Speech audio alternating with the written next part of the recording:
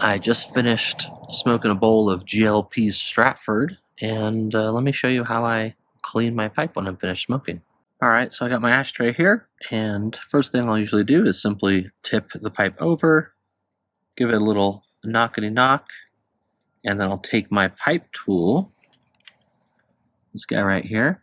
If you don't have one of these, what are you doing with your life? And I'll take the spoon portion and gently, very gently, scoop out any remaining tobacco and ash. Now it looks like I did a pretty darn good job smoking through this. Normally there's at least a little bit of unsmoked tobacco, but there's barely anything, so, give me a pat on the back.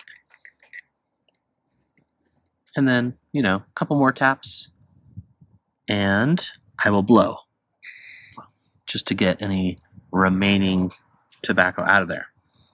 Next thing I will do is grab a pipe cleaner. What I have on hand are these guys, which are thick on one end, skinny on the other. These are really good if you have a thin mouthpiece cylinder and a thin shank. I like to have the option. Typically, I'll start with the thin side and then I'll move on to the thicker side. I don't know how much that matters. It's just kind of what I do. And I will run it through. If you have a billiard or I guess a straight billiard or any straight pipe, a lot of the times you'll be able to get all the way through. See if I can get that to happen, then I'll show you what that looks like. Okay, so I'm not sure if you can see it or not, but the pipe cleaner, yeah, it's too dark. Let me see if I can get a flashlight in there. Hold on. No, you still can't see it. Well, you can't see it, but if you had your pipe handy, you'd be able to see that it has gone all the way through, which is best case scenario. And then all I'm going to do is make sweet love.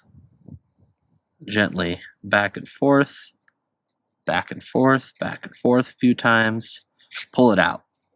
And then you get to look at that beautiful gunk. And then I'll take the other side and do the same thing.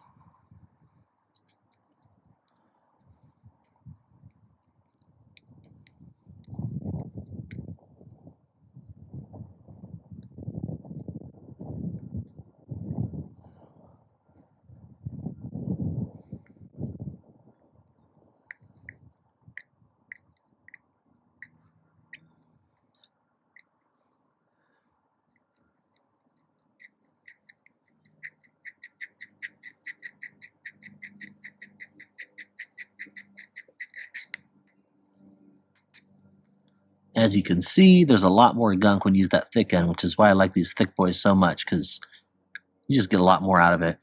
And then typically what I'll do is I'll fold it in half, and this part that's mostly clean here, I will put it in the bowl and very gently just kind of swirl it around.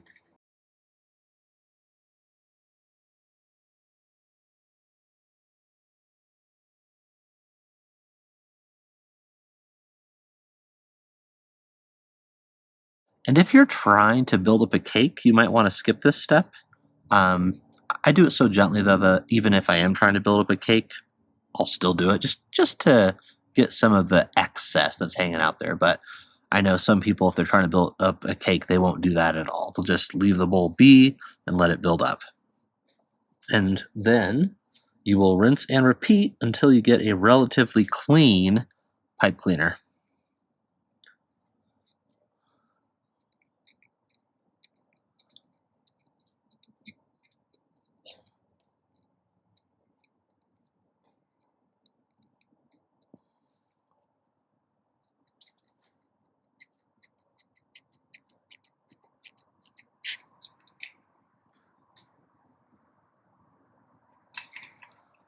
Already looking fairly clean on the skinny end. Let's see about the thick end.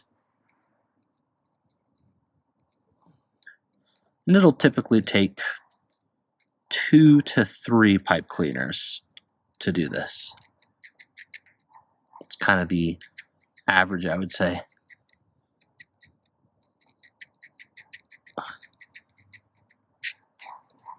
Yeah, and that's relatively clean.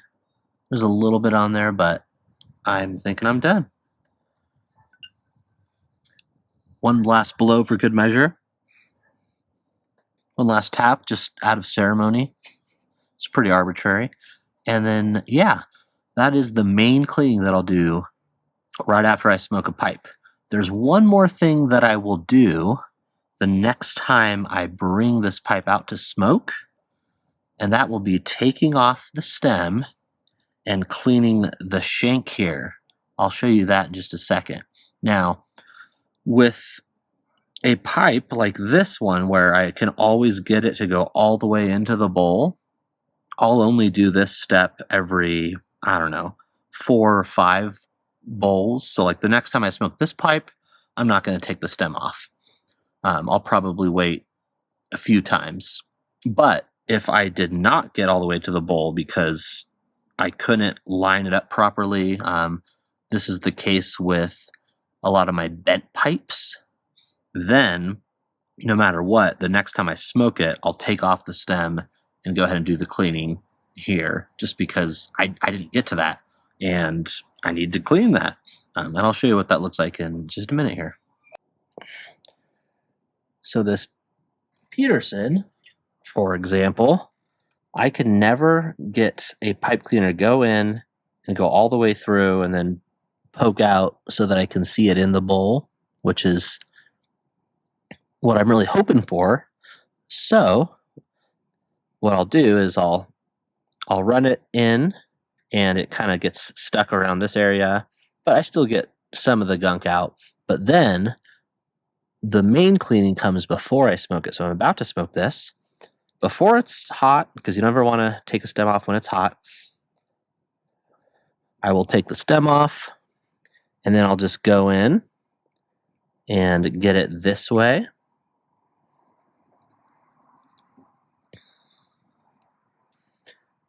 And as you can see, getting some gunk there already.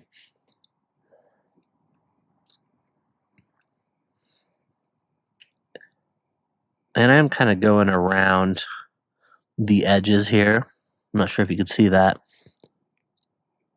So kind of going in and out, but also in a circle around the shank.